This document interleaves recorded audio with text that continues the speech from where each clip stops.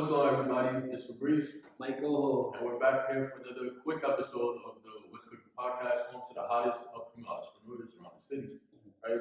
So, right now, actually, we just did a bunch of episodes, and we thought, since we have some time left, do a quick episode where it's just us two, right, doing our own talks, right? Because I'm sure you guys probably want to hear what we have to say, like just in general, not just when we have a guest up here. So, pick our brains a little bit. And if you like videos like these, you want to see more content from just us and Taylor. Like commentary. One, definitely let us know in the comments. Two, send us some topics, some questions, whatever you want to hear about. So it's actually funny because I actually had some things written down that I wanted to speak about myself, just 4 points. So we'll get right into it. The first thing I wanted to speak about was something I heard on the internet where it was like, entrepreneurs these days, they charge you not based on the quality of their service or product, but more so on the lifestyle they would live. So I actually feel that's true because there's a lot of brands that overcharge compared to what they're putting out. And like it's crazy because it's like the products that actually pay like their top dollar, like in terms of their service and whatnot, they're honest with their prices. Like I feel like somebody who spends $50 to make a hoodie and only selling it for $80, that's cool. But then it's like it's somebody who gets their hoodies for $10, they try and sell it for $200, and the quality is trash. It's just like I can't rock with that. So like, what do you think about that? Oh, I think it's true, and sometimes it takes a lot for me to hold my tongue in to actually address it the way I really want to. Like I'm literally looking up in the thesaurus how to say words. Like I'm looking like T.I., but it's somehow actually saying things in substance or whatever. Because like I recently I felt like I just got. Like I didn't even say I paid for the lifestyle, I really paid for the access. And 9 times out of 10, I'm not even getting what I'm paying for. So it's like I'm not even paying for quality anymore, I'm just paying to give you a paycheck. And that's not fun. You know what I'm saying? You're supposed to create, we're gonna turn you guys into 6-figure earners, and you're not actually doing that. You just basically turn us into $0 earners. But yeah, like even for example, like my friend who made this shirt, shout out to my boy Chris, all the way from ATL, Kitty Cool Apparel, right? You can check him out. And this is a good quality shirt. It feels nice, the cotton feels nice, the fabric, everything. And he doesn't even charge much. Now, granted, he did give this to me like for free, but still, he doesn't charge much. And I could see like this is good quality. It matches what I'm paying. Like I would be paying for. Right. Other brands, you give me, something that's just, first of all, the packaging probably would have came out wrinkly. Yeah. And, they probably would have gave you something else where it's like the material, the print fades off when you wash it, the color fades when it reaches either, whatever it is. And I'll probably be paying like, some crazy price for it, like $80 for a $10 shirt. No, not doing that. But, that's just what's going on, like there's a lot of people out there that will, especially in the Black community, I hate to, come for y'all, but us, I should say. You just want to improve. But, y'all do the whole support BOBs, but you have to actually your products, excuse my language. Well, I don't know if this goes into one of your topics, but I recently saw a post on Facebook where you shouldn't, mine's on block, but you shouldn't have to ask for support. And basically how they worded it as like, I kind of find it like entrepreneurs shouldn't like even ask their family or friends or even the social media, access social media, like, can you please support? I feel like it was basically saying how it's gonna come naturally. You should have to be able to sell yourself and give them a reason why they should support you.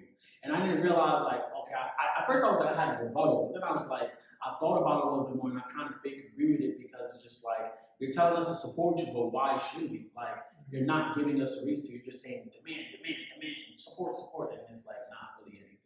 So I wanted to know like, what did you like, do you necessarily agree with it or is it like a middleman or a medium or anything like that? So going back to episode 1, we kind of spoke on professionalism. Yeah. And I feel like it was funny because I seen like, obviously you guys know I stand with that, but I seen like the other day, I was just so turned off. I seen like this guy clapping back at all like the negative comments.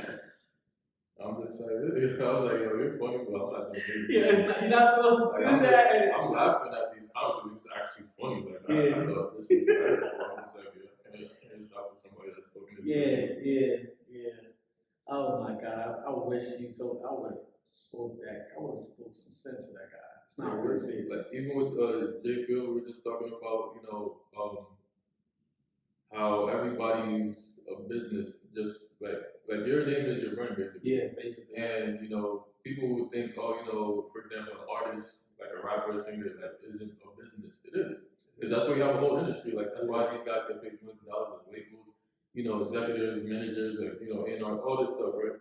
And I feel like I don't know if it was a conversation or maybe I was listening to somebody else say this, but like artists are probably the people who have to be the most professional. And I feel like it's tough because let's just say in the hip hop culture, right?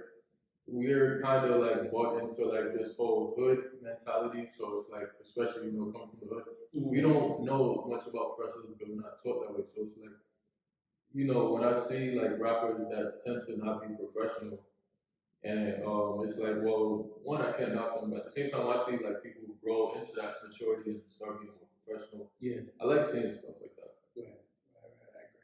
Yeah, because especially too, I think about it too with this podcast, right? No disrespect to the people that's watching this that have, but I got a lot of rappers who want to be on the show, right? And I don't know if they think this is gonna be like, like on the radar. Shout out to on the radar. I don't think or talking to Tom on one of them shows, but like you're not gonna sit on my podcast and like be like, how most of these rappers be acting like, they're too cool to answer a question, to give forward answers. They're acting like they slump, they're too tired, they're off of perks, or, they're high. Smack Like, drugs, some shades on, like, acting like, their label or their manager, whoever got them this interview, like, some of y'all actually want to be here, right? So we expect there will be professionals on tour, you guys are attentive. I'm not saying people will do this, but I'm just saying like we would expect you guys to be attentive and actually take it seriously and understand. You're not just gonna talk about you in music, we're talk about you as the artist, as the businessman. Yeah. Right? Exposing them side about it. Yeah, especially if you're unsigned, because if you're looking to be signed, they'll look at things like this. Right? And it's funny because I'm glad you're covering the rappers aspect, because a lot of people, when rappers get interviews, the people that are interviewing them do like research on that. Like they do, okay, what he said in this interview, what he said in this interview, and everything like that. Make them more like, consuming when they get consumed about what they want to got going on. And I find it so disrespectful when like rappers or just artists in general don't take it seriously. Like if you're getting an interview, hell, even if a label is paying to get you that interview or whatever, you don't just like be whack with it. You know what I'm saying? This is your chance to let your moment shine, because especially when you get a good interview out of it, people are gonna go back, yo, I really love that interview you did with such and such and such and such. You know what I'm saying? That's how it's supposed to be. And now it's a trend where it's like people like to have the reels where it's like, oh, I have a close up. I have my text at the bottom. I'm saying something real, something relatable. Mm-hmm. You want that, so act like it. Don't just sit here and just act smack and then, be like Future with the sensational thing about to be a meme. Like, Future can do that because he's Future. You can't do that because you try to get up. Treat it like a regular business meeting. That's all we gotta say. Yeah.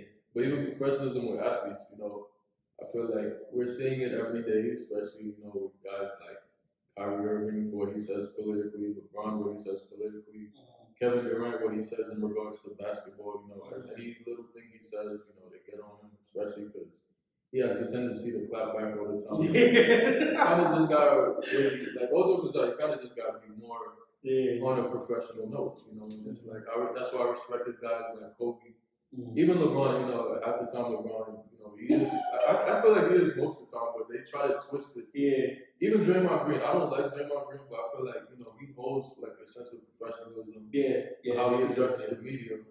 But then you got guys like Westbrook, Kevin Durant, Kyrie. And there's media help. There's a way to do it too. Like we just had a conversation on a J. Phil podcast or whatever. And I noticed LeBron did something recently, like, because you know how LeBron would read a book, and people were like, people how, social media is as a place for jokes. Because it's all about him. And LeBron was on, I think it was the thing he does, I forgot what it's called, but I don't think it was Undisputed or whatever. But instead of, a football player asked him, I feel so bad for butchering their names right now, but they would ask him, like, they say you be capping, and then Brown literally was like, nah, I actually telling the truth or whatever.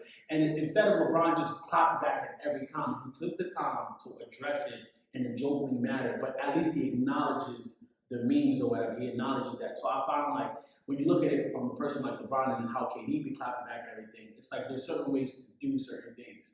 That's why I'll be like, I tell people to like back off LeBron a little bit more because he's not really like, yeah, he be dragging it, but he like it's always ways to go about it. He's not gonna make a fool out of himself majority of the time. Everybody makes mistakes, but I don't think LeBron's the type of guy to make a fool out of himself publicly. Like, Yeah, like I remember even Jeremy Lin. I remember. I think this one he was on the Nets. I think he had like dreads. Like, yes. Oh my God. Like somebody like said something. Or like, Hornets. He was on Hornets. Yeah, like somebody said something to him on Twitter, like, "Oh, like you're Asian, you trying to be black so bad." Yeah. Something like that.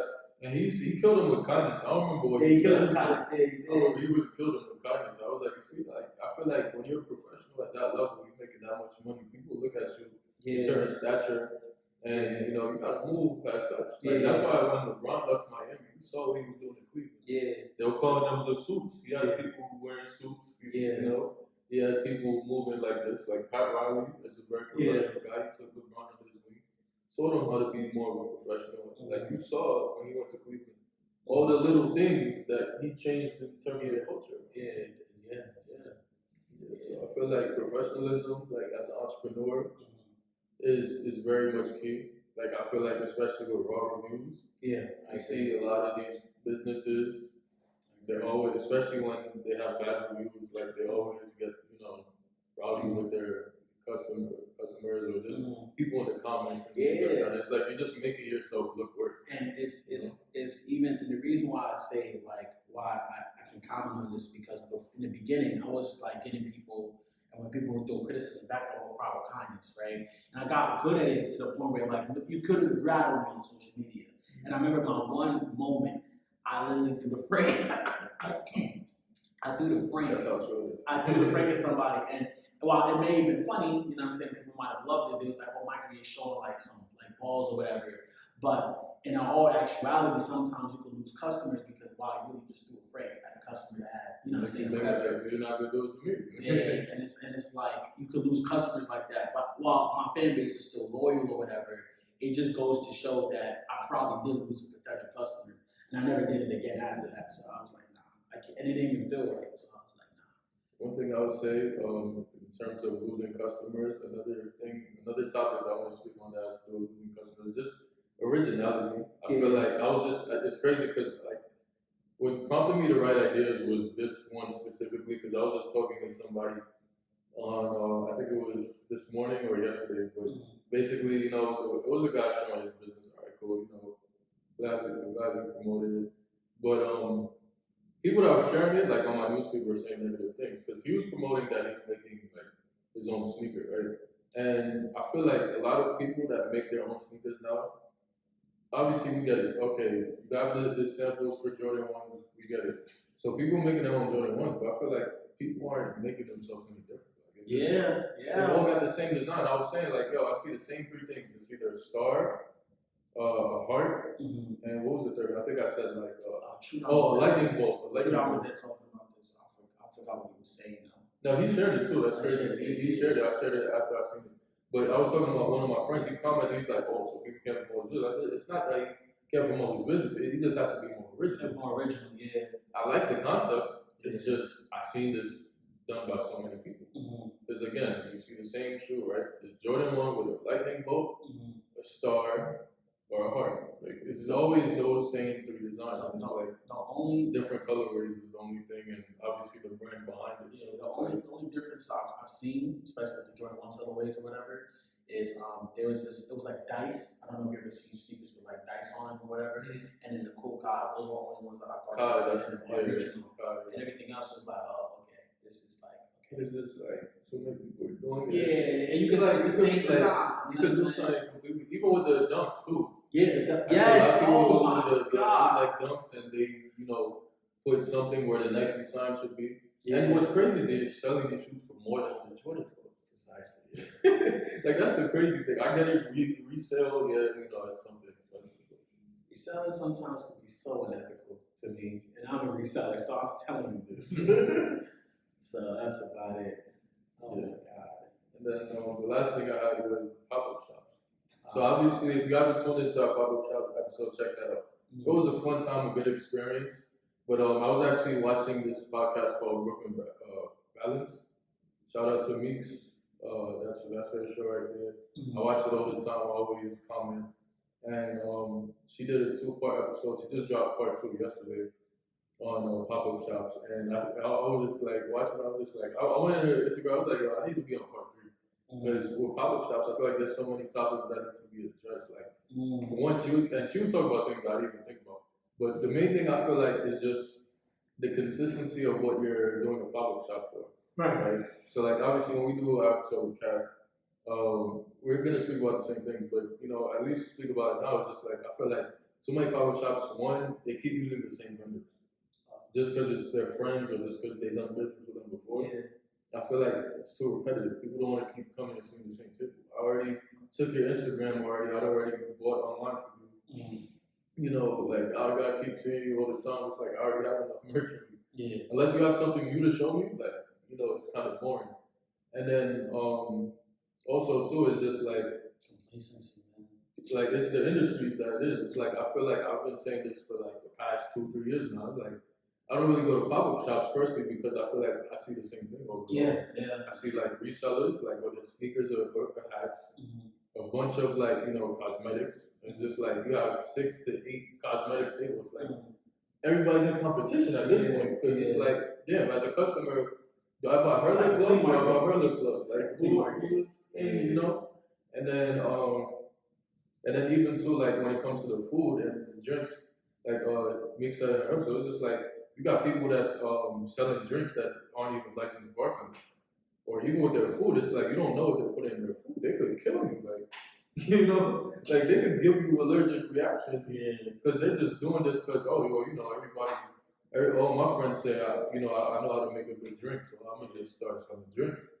Oh man, So I feel like pop-up shops they gotta be more creative. I feel like this podcast should be showing pop-up shops how to be creative. Like, all these different industries we have, these are the type of people that like industries that you should see in pop-up shops. You should see people that do similar things go and say, I'm gonna be in a pop-up shop because I've seen people do business such as mine on a podcast. So why not? I feel like that would be great. Bring a whole different vibe and a whole different like platform and everything, especially when you're using like that's why we're here to find like what's cooking all over NYC for that reason. And just to even add on with the pop-up shops, I also think to nitpick about it is that not even with the same vendors, there's pros and cons with everything, right? The good thing is, your pop-up shop still gets running, and shout out to Kat, she's been doing like a big job with pop-up shops. And but one thing I've always noticed is this is not even with Kat, it's just more so is that people have like the reason why they go for the same things because they're gonna constantly make the same profit, But I always told people like when you get complacent, you cannot expect, oh my God, I'm growing. You're not growing. You're staying in that same spot. So I think it's nice that you even brought up the fact that pop-up shops have a little like stagnancy with them. But I didn't even realize that until you probably just said it just now, because it's the factors are there. It's just like we understand people have small businesses, but the more you're innovative, the better. And I learned this from just even studying like Apple. That Apple got lit because they were innovative. It's simple to use, but it's innovative though at the same time. So innovation still pays. You just have to. People need to learn how to just keep pushing the envelope of their brand more. That's one thing I'm also stressed with a lot of things. Because I could literally breeze. I've turned down so many like shirts, like even opportunities after I did my photo shoots. They was like, okay, you want to take a picture of this? It's cool, but it's like I want to also promote something new and different. You know what I'm saying? So, and I literally just like, no, I can't do that because it's like I'm trying to move away from a certain like atmosphere. So you telling me I'm going to take a picture of this. Like I'm going back to the same thing I'm trying to grow from. It doesn't make sense. No. And it came from a pop-up shop like that. I feel like the one thing I do like is when I see clothing lines because at least you see uniqueness there. Everybody's designs are different. Everybody's designs are different. And I feel like everybody sells. Like we had live sales going on. Well, we did that. So right. Marcus, that's Taylor's younger brother. Like him and Taylor, like they always do. Anytime I've been to a pop-up shop, I see them sell. I've seen them at least in 4 pop-up shops, always selling. Most of the time they're sold out, because people like to see something new. Like they don't want to see the same thing done by like 20 different people in the same spot. But like I said, first of all, those competitive in this business, you know. Why should I buy this person's product over the person across from them? Like things of that nature. But also what I was gonna bring up too is I'm trying to remember. Come back to me. I lost it already. I also wanna I'm gonna like add on to this. So like I'm slowly starting to move away from the reselling culture. Like reselling is cool, but it wasn't. People always ask like, "Are you always planning to resell forever?" And I'm like, "No, not really. I just feel it's just a good launching pad and you can make networking, whatever." So when you bringing up the fact that pop-up shops have like the same sellers and all that stuff, it's just really fun. I find it hilarious because you would think people would have like long-term plans, and this is what a question I want to know. A question I want to ask people, the viewers, and even you. Like I want to know when are people going to realize that they need to know there's a time to move away from a certain like industry or a certain thing until they can level up. Like I feel like that's a hard thing for entrepreneurs now. Because people always think, listen, I could fail 99 times, that 100th time might be it. And I feel like that mindset kind of keeps people going. But like I feel like even when it's successful at it. Yeah, I feel like it's really when you're stagnant. But when you're stagnant, that's when you're supposed to be innovative and find something to give you that spark. Like not to say to quit, but find what's gonna like change to get a spark. You know. So I mean that's probably the best answer to your question. Because I was like, this when I was the height of selling PS5s, I was like, people was like, you want to do something else? I was like, yeah, it's cool. Like I'll keep doing it, but I want to move away from it. People's like, you're crazy. This is a hot sale, but it's not. You're not seeing it. You're not seeing it from my point of view. This is gonna not work anymore sometimes because we go on like client-based things or whatever. So it's about the demand.